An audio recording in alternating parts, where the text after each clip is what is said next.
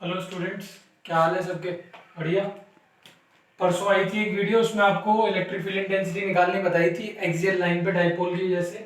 आज उसी टॉपिक को आगे बढ़ा रहे हैं, कंटिन्यू कर रहे हैं। एक्सियल पे करा दिया था और लास्ट में बता के गए थे वीडियो में कि नेक्स्ट वीडियो में क्या कराएंगे, हम लोग इक्वेटोरियल वाला कराएंगे। तो आज कर रहे हैं इलेक्ट्रिक फील्ड इंटेंसिटी निकालेंगे इक्वेटोरियल लाइन पे। किस वजह से? डाइपोल की वजह से। डाइपोल सबको पता होगा, पीछे बढ़ा के आ रहा है डाइपोल क्या है। ये रहा मेरे पास में एक डाइपोल, एक चार्ज का सिस्टम, अपोजिट चार्जेस है मेरे पास में, और वो किसी एक स्मॉल डिस्टेंस से सेपरेटेड है, जो यहाँ पे मैंने किसी डिनोट कर रखा है, 2a से डिनोट कर रखा है। हमें इलेक्ट्रिक फील्ड इंटेंसिटी कहाँ निकालनी है? हमें इलेक्ट्रिक फील्ड इंटेंसिटी यहाँ निकालनी है, इस पॉइंट पे, जो कि क्या है, इससे इक्वेटोरियल पोजीशन पे है। इक्वेटोरियल पोजीशन पे, और मैंने इसको डिनोट क्या कर दिया? पी कर दिया। मैंने आपको सबको बताया था उस दिन, जब कभी भी आप इलेक्ट्रिक फील्ड इंटेंसिटी निकालोगे किसी भी पॉइंट पे, तो हम क्या करते हैं, वहां पे +1 चार्ज मान के करते हैं, जिससे हम ये बोलेंगे कि नेगेटिव चार्ज इसको अट्रैक्ट करेगा और पॉजिटिव चार्ज इसको रिपेल करेगा, जिससे आप इलेक्ट्रिक फील्ड इंटेंसिटी और फोर्स की डायरेक्शन आसानी से समझ सकते हैं। यहाँ पे ये पूरा डिस्टेंस मैंने बोला 2a है, तो ये वाला डिस्टेंस कितना हो जाएगा? a हो जाएगा। और ये वाला भी डिस्टेंस कितना हो जाएगा? a हो जाएगा। सेंटर से जिस पॉइंट पे आप इलेक्ट्रिक फील्ड इंटेंसिटी निकालना चाहते हो, उस पॉइंट की दूरी, उस पॉइंट का डिस्टेंस मैंने कितना डिनोट करा है? r से डिनोट करा है, ये रहा। अब ये वाला डिस्टेंस a है, ये वाला डिस्टेंस r है, तो आप इस ट्राइंगल में पाइथागोरस लगा के इसे निकाल सकते हो, r² + a² आ जाएगा। सिमिलरली इस वाली साइड को भी निकाल सकते हो, ये भी क्या आ जाएगी? r² + a² आ जाएगी, ये वाली भी साइड।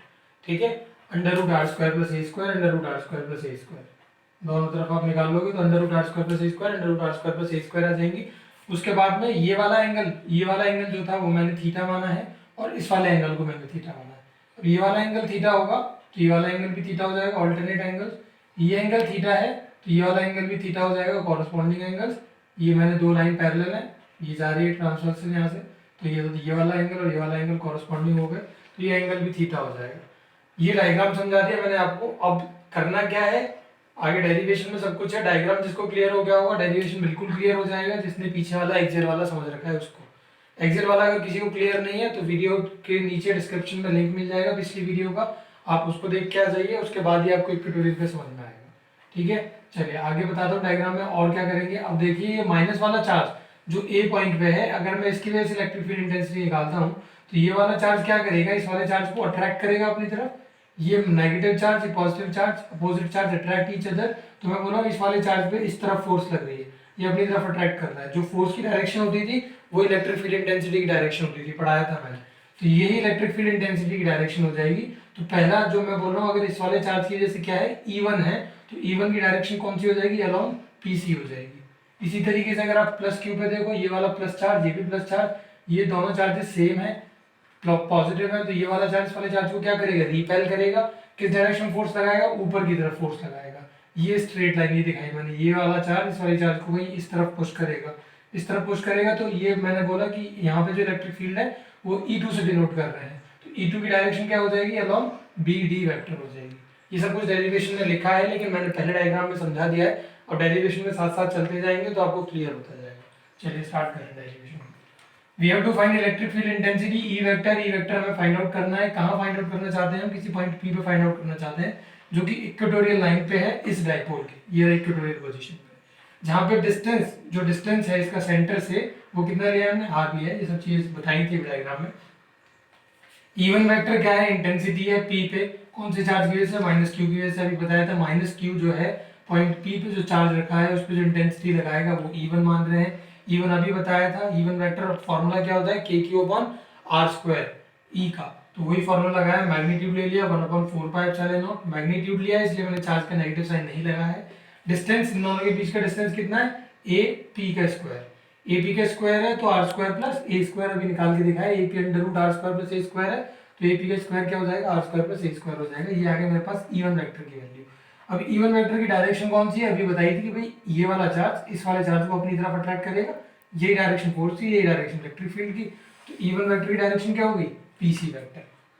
E1 वेक्टर के दो कंपोनेंट्स हैं, कौन कौन से कंपोनेंट? तो भाई थीटा है, तो एक डायरेक्शन में किसी x एक्सिस और y एक्सिस की डायरेक्शन निकालना चाहता हूँ, तो E1 cos theta, E1 sin theta resolve करना, और सिखा ही रखा है कि ये वाला थीटा है, तो थीटा के पास वाला cos थीटा होता है और दूर वाला sin थीटा होता है।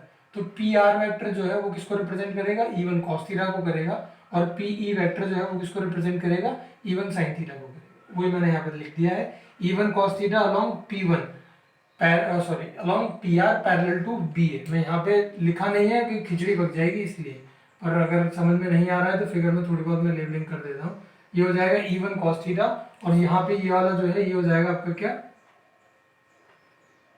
E1 sin theta.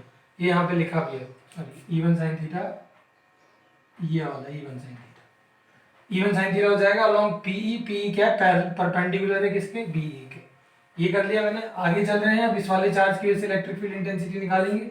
E2 vector is the intensity at P due to charge कौन सा, प्लस Q, कहाँ पे रखा है, B पे रखा है। तो E2 वेक्टर का वही फॉर्मूला 1/4πε0 Q अपॉन डिस्टेंस का स्क्वायर, डिस्टेंस क्या है इन दोनों के बीच का, BP का स्क्वायर कर देंगे। BP क्या था, √r² प्लस a², BP का स्क्वायर करोगे तो क्या आ जाएगा, r² प्लस a²। इसकी डायरेक्शन क्या है, अभी बताई थी जब डायग्राम समझा रहा था। ये वाला चार्ज इस वाले चार्ज को इस तरफ पुश करेगा तो इसी तरफ फोर्स लगेगी, इसी तरफ इलेक्ट्रिक फील्ड की डायरेक्शन को, तो क्या आ गई डायरेक्शन इलेक्ट्रिक फील्ड की, ये आ गई अलॉन्ग PD वेक्टर। तो ये लिख दिया मैंने, E2 vector is represented by PD vector. यहाँ नहीं लिखा है मैंने कुछ भी, क्योंकि वही कि अगर मैं जितनी बहुत ज्यादा लेबलिंग हो जाएगी इस डायग्राम में, छोटा डायग्राम है खिचड़ी पक जाएगी इसके अंदर, इसलिए सब कुछ डेरिवेशन में लिखा हुआ है क्लियर करने के लिए। अब इसी तरीके से जैसे E1 वेक्टर को कंपेयर करा, E1 वेक्टर को रिजॉल्व करा है, E2 वेक्टर के भी दो रेक्टेंगुलर कंपोनेंट्स हैं, दोनों को लिख देंगे। सबसे पहले क्या है, E2 cos थीटा। अभी देखो E2 कौन सा है, ये है आपका E2, ये रहा। थीटा कहाँ है, ये रहा। तो थीटा के पास वाला cos थीटा और थीटा के दूर वाला sin थीटा। तो ये क्या हो जाएगा आपका E2 sin थीटा, और ये वाला क्या हो जाएगा आपका E2 cos theta.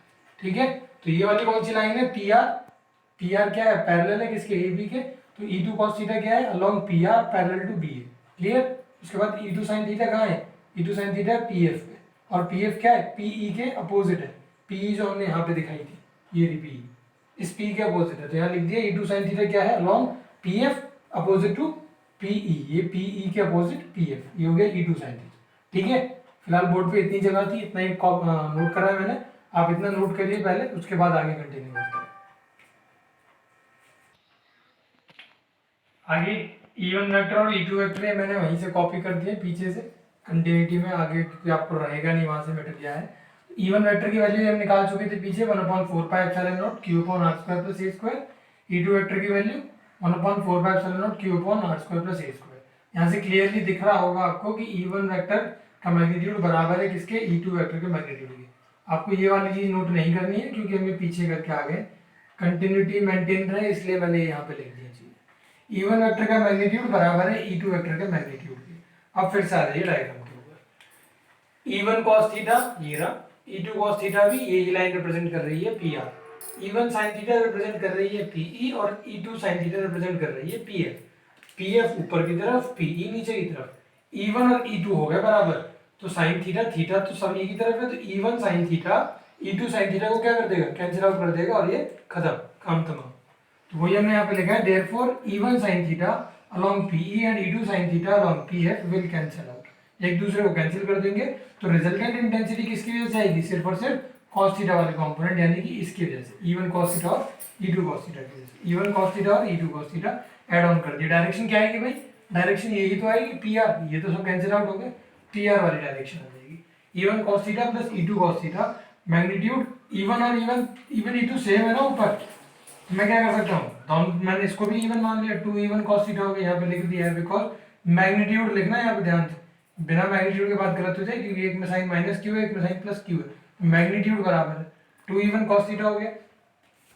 E vector का मैग्नीट्यूड बराबर किसके हो जाएगा, अब मैंने E1 की वैल्यू पुट कर दी। E1 की वैल्यू क्या थी, 1/4πε0 Q/r² plus a², 1/4πε0 Q/r² plus a² cos theta क्या होता है, बेस अपॉन हाइपोटेन्यूज। इसमें आ जाइए ट्राइंगल में, ट्राइंगल OBP में थीटा ये रहा, तो बेस क्या हो जाएगा यहाँ पे OB, और हाइपोटेन्यूज क्या हो जाएगी यहाँ पे BP।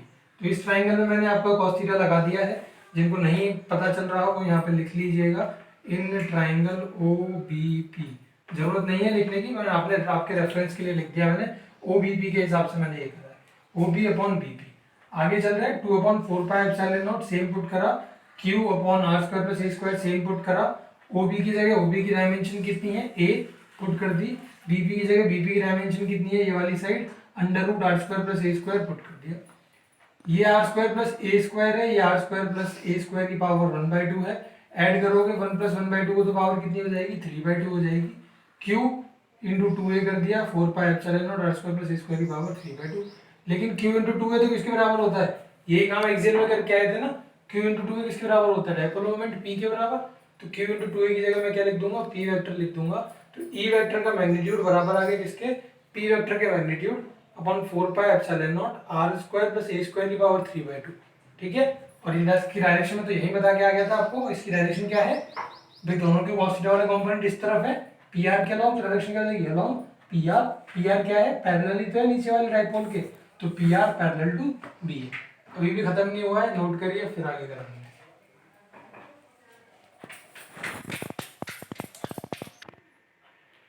चलिए यहाँ तक बता दिया था। E vector equals to minus P vector का मैग्नीट्यूड, ई वेक्टर का magnitude equals to P vector का मैग्नीट्यूड अपॉन 4πε0 r² + a² की पावर 3/2। डायरेक्शन बता दीजिए, इसी से आगे कंटिन्यू कर रहे हैं। यहाँ पे वेक्टर फॉर्म में मैं इस इक्वेशन को रीराइट कर सकता हूँ, E vector is equals to minus P vector upon 4πε0 r² + a² की पावर 3/2। इस तरीके से रीराइट कर सकते हैं। कैसे कर रहे हैं इसे भाई, माइनस कहाँ से आ गया, पहली बात तो मैंने मैग्नीट्यूड हटा दिया, तो आप नेगेटिव पॉजिटिव साइन को कंसीडर कर सकते हो बिना मैग्नीट्यूड के। दूसरी बात, माइनस कहाँ से टपक गया एकदम से, सबको पता होगा कि जो डायरेक्शन थी, मैंने कल परसों जो लास्ट वीडियो दी थी, जब डायपोल मोमेंट आपको पढ़ाया था, उसमें मैंने आपको बताया था कि जो डायपोल मोमेंट की डायरेक्शन होती है वो होती है नेगेटिव टू पॉजिटिव, और जो इलेक्ट्रिक फील्ड इंटेंसिटी डायरेक्शन होती है पॉजिटिव टू नेगेटिव। यानी कि उस वीडियो में बताया गया था क्लियरली कि जो डायपोल मोमेंट की डायरेक्शन है वो अपोजिट है to that of electric field intensity. तो वो डायरेक्शन अपोजिट दिखाने के लिए मैंने यहाँ पे नेगेटिव दिखाया है, क्योंकि मैं वेक्टर फॉर्म में इक्वेशन को लिख रहा हूँ। नेगेटिव साइन कभी भी वेक्टर के आगे लगा होता है तो वो क्या दिखाता है, सिर्फ डायरेक्शन को अपोजिट करके दिखाता है कि अपोजिट डायरेक्शन होगी। If the dipole is short, बाकी ये वाला काम सेम एक्सियल से करके आ रहे हैं। डायपोल शॉर्ट होगा तो क्या हो जाएगा, ये जो वैल्यू है 2a वाली बहुत छोटी होगी और r जो है वो बहुत बड़ा होगा। तो हम क्या कर सकते हैं, यहाँ से जो a है उसे जो a की वैल्यू उसे आप नेगलेक्ट कर सकते हो। r² की पावर 3/2 को सॉल्व करोगे तो r³ आ जाएगा। और यहाँ से क्लियरली हम देख पा रहे हैं कि ई वेक्टर का मैग्नीट्यूड जो है वो इनवर्सली प्रोपोर्शनल आ गया है किसके, 1/r³ के, 1/r³ के इनवर्सली प्रोपोर्शनल आ चुका है। ये आपकी इक्वेशन बन गई है। यहाँ से ये इक्वेटोरियल की इक्वेशन बन चुकी है, जैसे आपने ये एक्सियल की बनाई थी वहाँ पे, और वहाँ पे भी देखा था कि इनवर्सली प्रोपोर्शनल था r³ के, यहाँ पे भी इनवर्सली प्रोपोर्शनल r³ के।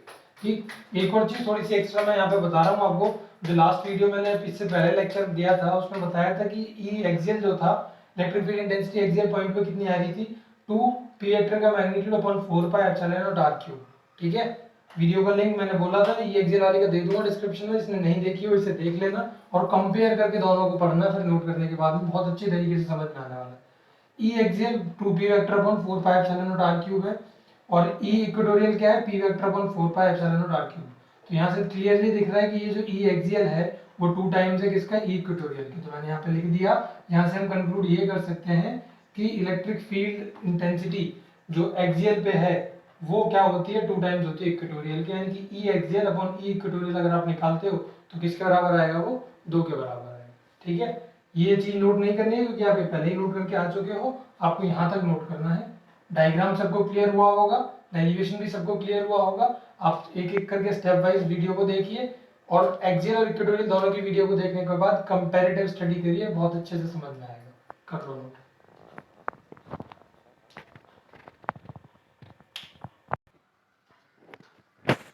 नेक्स्ट हेडिंग आज के लिए ये लास्ट हेडिंग है, electric field intensity at any point on the axis of a uniformly charged ring निकाल रहे हैं हम। इलेक्ट्रिक फील्ड इंटेंसिटी निकालेंगे किसी एक पॉइंट पे, पॉइंट से बाहर, किसकी एक्सिस पे ले रहे हैं उसे, यूनिफॉर्मली चार्ज रिंग की एक्सिस पे ले रहे हैं। ठीक है, ये यूनिफॉर्मली चार्ज रिंग है, इसकी एक्सिस पे मैंने कोई एक पॉइंट ले लिया, उस पॉइंट पी पे मैं क्या निकालना चाहता हूँ, इलेक्ट्रिक फील्ड इंटेंसिटी निकालना चाहता हूँ। अभी हम किसके लिए निकाल रहे थे, डायपोल के लिए निकाल के आ चुके हैं। चलिए समझिए, ये एक सर्कुलर लूप लिया गया है, इस पे माना गया है कि इस पर पॉजिटिव चार्ज जो है वो यूनिफॉर्मली डिस्ट्रीब्यूटेड है। इस सर्कुलर रिंग का जो रेडियस माना गया है वो माना गया है a। जिस पॉइंट P पे आपको इलेक्ट्रिक फील्ड इंटेंसिटी निकालनी है वो तो हम प्लस चार्ज ही मान के चलेंगे, उस पर ध्यान रखना है। और दूसरी बात क्या है, इस सेंटर से इस पॉइंट की दूरी कितनी है, r है। रिंग के सेंटर से इस पॉइंट की दूरी जिस पे आपको इलेक्ट्रिक फील्ड इंटेंसिटी निकालनी है वो r है, ये a है। तो पाइथागोरस लगाओ, निकाल लो आराम से, √r² + a² आ जाएगी। Consider that ring is perpendicular to the plane of the paper. यहाँ पे मैं रिंग लिखना भूल गया हूँ, या रिंग ऐड कर लेना। Ring is perpendicular to the plane of the paper. Ring जो है, मान लो ये पेपर है तो इस पे ऐसे नहीं रखी रिंग, रिंग परपेंडिकुलर है पेपर के प्लेन के, मतलब इस तरीके से कुछ रिंग रखी हुई है। अगर आपका पेपर मान लो, ये बोर्ड को पेपर मान लो, तो ये क्या हो जाएगी पेपर के प्लेन में, और ये क्या हो जाएगी पेपर के प्लेन के परपेंडिकुलर। तो रिंग जो है वो इस तरीके से खड़ी हुई रिंग है, ठीक है। डायग्राम को आप इस तरीके से समझ के चलिए कि आपकी रिंग जो है वो उस तरफ को फेस कर रही है, बाहर की तरफ को, ऐसी रिंग है। We have to determine electric field intensity at any point P on the axis of the loop, और हमें पॉइंट P पे निकालना है इलेक्ट्रिक फील्ड इंटेंसिटी जो कि इसकी एक्सिस पे लाई करता है पॉइंट P। अब कैसे निकालेंगे, पूरी रिंग के लिए तो निकालने नहीं बैठ सकते हम, कोई एक स्मॉल, क्योंकि बहुत बड़ा चार्ज, बहुत ज़्यादा चार्ज प्रेजेंट होगा पूरी रिंग पे, हम कोई एक स्मॉल एलिमेंट कंसीडर कर लेंगे, जैसे ये कंसीडर करा है हमने, इस स्मॉल एलिमेंट के लिए निकाल लेंगे, और फिर बाकी सब के लिए क्या कर लेंगे, समेशन करके एड ऑन कर लेंगे उसके लिए। तो मैं इस छोटे से एलिमेंट के लिए निकाल रहा हूँ। कंसीडर है स्मॉल एलिमेंट ए बी, ये रहा फिगर के अंदर। इसकी जो एलिमेंट की लेंथ मानी है भाई, पूरी इसकी लेंथ मैंने मान लो अगर एल बोल दी इसकी, तो इसकी स्मॉल एलिमेंट की लेंथ मैंने क्या कर दी, स्मॉल लेंथ डीएल से डिनोट कर दी। और सी जो है वो इस एलिमेंट का क्या है, सेंटर है, C be the centre of the element. अगर ये मान के चल रहे हैं हम कि पूरे चार्ज, पूरी जो रिंग है इस पे पूरे चार्ज, पूरी रिंग पे कितना चार्ज प्रेजेंट है, सपोज करो क्यू चार्ज प्रेजेंट है पूरी रिंग पे, तो आपको सिर्फ इतने से एलिमेंट पे चार्ज निकालना है। तो कैसे निकालोगे चार्ज, क्यू चार्ज प्रेजेंट है कहाँ पे, पूरे सर्कमफेरेंस पे, ठीक है। तो मैं क्या करूंगा, इस तरीके से, यहाँ से समझिए, ये सर्कमफेरेंस है इसका 2 पाई है, ठीक। 2 पाई है पे कितना चार्ज प्रेजेंट है, क्यू। अगर सर्कमफेरेंस 1 हो जाए तो कितना चार्ज प्रेजेंट हो जाएगा, क्यू अपॉन 2 पाई है। लेकिन आपको कितने पे निकालना है, आपको तो डीएल लेंथ के लिए निकालना है ना, तो डीएल लेंथ के लिए निकालोगे तो क्या करते हो, यहाँ पे डीएल लिख दूँ मैं इसकी जगह पे, तो क्या हो जाएगा, इनटू डीएल कर देंगे। तो डीएल वेक्टर, या डीएल वेक्टर बोल रहा हूँ, स्मॉल लेंथ, ये जो एलिमेंट है ए बी, इस पे चार्ज निकालने के लिए हम क्या करेंगे, ये फॉर्मूला लिख दिया यहाँ पे डायरेक्ट मैंने। कैसे आया वो मैंने आपको यहाँ पे समझा दिया, सबको क्लियर हो गया होगा। 2 पाई ए पे चार्ज क्यू है, अगर 1 यूनिट मान लो लेंथ इसकी, तो कितना हो जाएगा, क्यू अपॉन 2 पाई है। लेकिन निकालना कितने पे, डीएल पे, तो डीएल से मल्टीप्लाई करते हैं। तो डायरेक्ट मैंने यहाँ पे लिखा है डी क्यू किसके बराबर है, क्यू अपॉन 2 पाई है डॉट डीएल के बराबर है। Electric field intensity at P due to charge element A B, charge element जो ए बी है इसकी वजह से electric field intensity point P पे निकाल रहे हैं, फॉर्मूला लगा रहे हैं। डी ई वेक्टर क्यों लिख रहे हैं, क्योंकि स्मॉल चार्ज कंसीडर कर रहे हैं, तो इलेक्ट्रिक फील्ड इंटेंसिटी भी डी ई लिखेंगे, स्मॉल निकाल रहे हैं। डी वेक्टर का magnitude is equal to 1/4 pi epsilon nought Q upon R square होता है।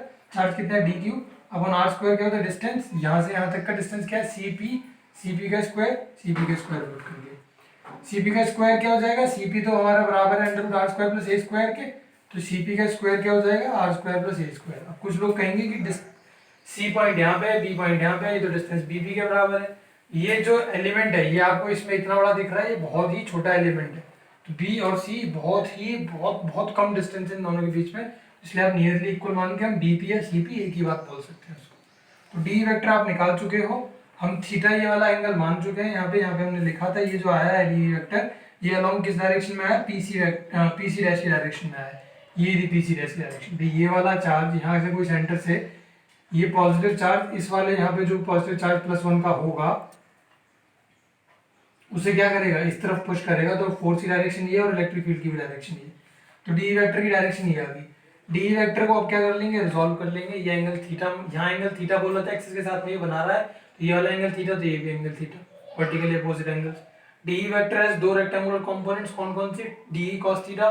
डी cos थीटा कौन सा होता है, cos थीटा कौन सा होता है, थीटा के पास वाला, D cos theta along px। और px क्या बोला हमने, जो इस लूप की जो हमने सर्कुलर लूप लिया है, चार्ज रिंग ली है, इसकी एक्सिस है ये एक्सिस, ठीक है। और दूसरा D sin theta along py जो कि क्या है, इस एक्सिस के px जो एक्सिस है, जो इसकी लूप की है सर्कुलर रिंग की एक्सिस की, उसके परपेंडिकुलर है py, ये वाली जो एक्सिस होगी ये इसकी परपेंडिकुलर होगी, 90 डिग्री का एंगल बन रहा है, वही लिखा है। अब आगे समझिए, for a pair of diametrically opposite elements क्या होगा, electric field intensity perpendicular to the axis will cancel out. Perpendicular to the axis कौन सी है भाई, ये तो एक्सिस पे लाई कर रही है ना डी cos थीटा, और D sin theta perpendicular to the axis है। डायमेट्रिकली अपोजिट एलिमेंट की बात कौन सी कर रहे हैं हम लोग, ये वाला है। अगर यही सेम एलिमेंट में कुछ एलिमेंट मान लो यहाँ पे नीचे कंसीडर कर लेता हूँ इस तरीके का, ये एलिमेंट यहाँ पे कंसीडर कर लेता हूँ, तो यही सेम इसी तरीके का ये ऊपर आ जाएगा ना, डी साइन थीटा, ये वाला डी साइन थीटा इस वाले डी साइन थीटा को कैंसिल आउट कर देगा। इस तरीके से एक एलिमेंट यहाँ लोगे, एक एलिमेंट यहाँ लोगे, उसके डी साइन थीटा एक दूसरे को कैंसिल आउट कर देंगे। इस तरीके से सारे डी साइन थीटा क्या होंगे, कैंसिल आउट कर देंगे, क्योंकि वो इस एक्सिस के परपेंडिकुलर है। लेकिन डी कॉस थीटा एक दूसरे को कैंसिल आउट नहीं कर पाएंगे, क्यों, क्योंकि वो इसकी एक्सिस पे है। तो हम ये बोलेंगे कि जो आपका डी साइन थीटा था उसका समेशन आप क्या निकाल लोगे, समेशन निकालोगे तो वो जीरो आएगा। मतलब D sine theta electric field intensity में कोई भी कंट्रीब्यूशन नहीं देगा।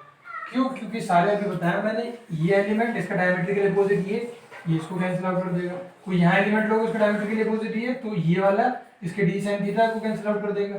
यहाँ लोगे तो दूसरा यहाँ लोगे, ये वाला इसके D sine theta cancel out कर देगा। यहाँ लोगे तो ये इसके कैंसिल आउट कर देगा। इस तरीके से सारे डायमेट्रिकली अपोजिट कैंसिल आउट होते चले जाएंगे और डी साइन थीटा जो कि परपेंडिकुलर टू द एक्सिस है इसीलिए कैंसिल हो रहा है, ये क्या आ जाएगा, एवरेज आउट हो क्या आ जाएगा, क्या आपके पास में जीरो। लेकिन जो आपके पास में cos थीटा वाले थे कंपोनेंट जो एक्सिस ऑफ द लूप पे थे, यानी कि डी cos थीटा था, वो क्या हो जाएगा, वो ऐड ऑन हो जाएगा। अभी इसके आगे कंटिन्यू करेंगे तो बताएंगे कि समेशन डी cos थीटा की वजह से क्या करेंगे हम लोग, इलेक्ट्रिक फील्ड इंटेंसिटी आगे निकालेंगे। उम्मीद कर रहा हूँ डायग्राम समझ में आया होगा। सबसे इंपॉर्टेंट ये वाली बात है, इसे दिमाग में बिठाने की कोशिश करना, डायमेट्रिकली अपोजिट है इसीलिए कैंसिल आउट हो रहे हैं। करिए कैसे डूब गई मैडम। यहाँ पे छोड़ा था आपको summation D E sine theta बता दिया था जीरो होगा, और ये भी बता दिया था कि जो इलेक्ट्रिक फील्ड आएगा नेट वो किस वजह से आएगा, सिर्फ इसकी वजह से आएगा, summation D E cos theta की वजह से आएगा। लिख दिए यहाँ पे resultant electric field intensity eight ई, resultant electric field intensity E vector P पे क्या है, summation D E cos theta का। ट्राइंगल ओपीसी में जाइए, कॉस थीटा देखिए, ट्राइंगल ओपीसी, इसमें कॉस थीटा देखिए, ये रहा कॉस थीटा। कॉस थीटा क्या हो जाएगा, base upon hypotenuse OP upon PC या सीपी कुछ भी बोल सकते हो। ओपी कितना है आर और सीपी कितना है, ये वाला distance R square plus A square का अंडर रूट या पावर 1/2। समेशन ऊपर वाले फॉर्मूले में इसकी वैल्यू पुट कर दीजिए, ई वेक्टर का magnitude is equal to summation DE, DE की जगह मैंने अब वैल्यू पुट कर चुका हूं मैं 1/4 pi epsilon nought D Q हो जाएगा upon R square plus A square. ये वही है फॉर्मूला, याद रखना, K Q upon R square वाला फॉर्मूला पुट कर रहा हूँ। आर स्क्वायर था इसलिए यहाँ पे अंडर रूट हट चुका है, R square plus A square आ चुका है। इनको क्लियर ना हो रहा हो वो पीछे थोड़ा सा जाइए देखने के लिए, इससे ऊपर वाला डेरिवेशन पढ़ के आइए, क्लियर हो जाएगा। R square plus A square आ गया, फिर ये मैंने कॉस थीटा की वैल्यू यहाँ पे सब्स्टिट्यूट कर दी। और भी फिर भी मैं एक बार सिंप्लीफाई कर देता हूँ, ये वाली जो वैल्यू है आपकी, ये किसकी है, ये यहाँ से आई है, ये वैल्यू डी ई की है, और ये वैल्यू किसकी है, ये जो यहाँ पे हमने डाली है, ये वैल्यू कॉस थीटा की है। ठीक है, R upon under root R square plus A square. अगले स्टेप में क्या करा हमने, डी क्यू का फॉर्मूला पीछे बताया था, यहाँ पे लिख के भी आए हैं। डी क्यू का फॉर्मूला यहाँ से कितना आ रहा था, ये पुट कर रहे थे Q upon 2 pi into D L, ये मैंने यहाँ पे पुट कर दिया, Q into D L upon 2 पाई, ये पुट कर दिया। यहाँ से डी क्यू का फॉर्मूला बना दिया हमने स्मॉल चार्ज का, तो Q into D L upon 2 पाई ये आ गया यहाँ पे, और आगे सॉल्व कर लिया, R upon R square plus A square की पावर 3/2 सॉल्व करा आगे, तो क्या हो जाएगा, ये क्यू आर मल्टीप्लाई कर दिया 4 pi epsilon nought R 2 pi A R square plus A square की पावर 3/2। समेशन यहाँ से हटा दिया भाई, इनका समेशन तो क्या करेंगे हम, सब कुछ तो ये पूरा ले लिया ना हमने, अब तो पूरा क्या पूरा चार्ज ले लिया इसका। तो उसके बाद में समेशन किसका कर रहे हैं, सिर्फ इस डीएल का समेशन कर रहे हैं। डीएल क्या था, इस एलिमेंट की लूप की लेंथ, ठीक है, इस एलिमेंट की लेंथ। अब इसका समेशन मतलब इस पूरी सर्कुलर रिंग की लेंथ, वो कितनी है, इसके सरकमफेरेंस के बराबर, वो कितना है 2 पाई है। तो इसकी जगह मैं क्या पुट कर सकता हूँ, समेशन डीएल की जगह पे 2 पाई पुट कर सकता हूँ। ये पूरा मैंने सेम कॉपी करा है, यहाँ से आप मैच करके देख सकते हो, ये चीज पूरी सेम कॉपी करी है, बस इसकी जगह पे ये आ गया है, इसकी जगह पे ये 2 पाई पुट कर दिया गया है। ठीक है, ये 2 पाई पुट करा है, क्यों पुट करा है अभी बताया। उसके बाद ये 2 पाई से ये 2 पाई कैंसिल आउट हो जाएगा, बचेगा क्या, Q R upon 4 pi epsilon nought R square plus A square की पावर 3/2। ये आपकी डायरेक्शन, और डायरेक्शन क्या आ जाएगी इसके अलाउंग पी एक्स, सारे डी कॉस थीटा क्योंकि इसी डायरेक्शन के अलाउंग आएंगे। तो ई वेक्टर जो है ये फॉर्मूला बन चुका है, electric field intensity P point पे एक यूनिफॉर्मली चार्ज रिंग की वजह से इतनी आएगी, कितनी, Q R upon 4 pi epsilon naught under root sorry R square plus A square की power 3/2 and direction will be along P X. दो स्पेशल केस है, बड़े आसान से हैं। पहला स्पेशल केस हमने बोला कि ये मान लेते हैं कि P जो है वो सेंटर पे लाई करता है लूप के, मतलब P जो है वो यहाँ आ जाता है, P यहाँ आ गया सेंटर पे, इसका मतलब क्या है कि ये R खत्म, R0, आर जीरो इसमें पुट कर दो, डिनोमिनेटर में जीरो तो सब कुछ जीरो, तो ये क्या हो जाएगा, यहाँ से ई जो आएगा आपके पास में क्या आ जाएगा, जीरो आ जाएगा। ई जीरो आ जाएगा, इसका मतलब यहाँ से हम क्या कंक्लूड कर सकते हैं कि सेंटर पे यूनिफॉर्मली चार्ज रिंग के सेंटर पे इलेक्ट्रिक फील्ड इंटेंसिटी क्या होती है, जीरो होती है। एक मार्क्स का क्वेश्चन बनता है, यहाँ से पूछा जाता है यूनिफॉर्मली चार्ज रिंग के सेंटर पे इलेक्ट्रिक फील्ड इंटेंसिटी बताइए कितनी होती है, तो यहाँ पे निकाल के दिखा चुके हैं। स्पेशल केस एक मार्क्स के क्वेश्चन के लिए जरूरी होता है, तो कितनी होती है, जीरो होती है। दूसरा स्पेशल केस, अगर आर जो है वो बहुत बड़ा हो जाए ए से, यानी कि ये जो रिंग है वो बहुत छोटी है लेकिन ये पॉइंट जो है वो बहुत ग्रेटर ग्रेटर ग्रेटर देन का मतलब बहुत दूर लाई कर रहा है इससे कहीं, बहुत दूर लाई करेगा, तो इसका मतलब क्या कर सकते हो आप ए स्क्वायर को इस टर्म में से नेगलेक्ट कर सकते हो। इस टर्म में से ए स्क्वायर को नेगलेक्ट कर दो तो यहाँ पे क्या बचेगा, आर क्यूब बचेगा, Q R upon 4 pi epsilon nought R cube, R से आर हटा देंगे एक, तो क्या आ जाएगा Q upon 4 pi epsilon nought R square along P X. ये कब आएगा, जब ये पॉइंट पी जो है वो इसके रिंग के कंपैरेटिवली, इस रिंग के रेडियस के कंपैरेटिवली पॉइंट पी का डिस्टेंस क्या है, बहुत ज़्यादा है, यानी कि पी पॉइंट बहुत दूर रखा है और रिंग बहुत छोटी है, तो ये फॉर्मूला हम लोग लगाएंगे तो आसानी से न्यूमेरिकल कर पाएंगे। ये फॉर्मूला याद रखिए न्यूमेरिकल के लिए, ये वाला और ये वाला, ये याद रखिए आप लोग, सेंटर पे जीरो रहेगा किसके लिए, एक मार्क्स के क्वेश्चन के लिए। ठीक है, डेरिवेशन कंप्लीटेड। इस आज के लिए इतना ही है, नेक्स्ट हेडिंग में आगे से कंटिन्यू करेंगे। वीडियो अच्छी लगी हो तो लाइक करना, अपने दोस्तों के साथ शेयर करना और चैनल को सब्सक्राइब भी करना, जिससे क्या हो कि जैसे ये नेक्स्ट वीडियो आएगी तो आपके पास में नोटिफिकेशन हो जाएगा। कोई प्रॉब्लम रही हो, कोई चीज़ नहीं समझ में आई है तो उसे कमेंट करना, मैं कोशिश करूंगा अगले वीडियो में क्या करूंगा आपके डाउट्स को रिजॉल्व करना। चलिए कल मिलेंगे, फिर बाय बाय।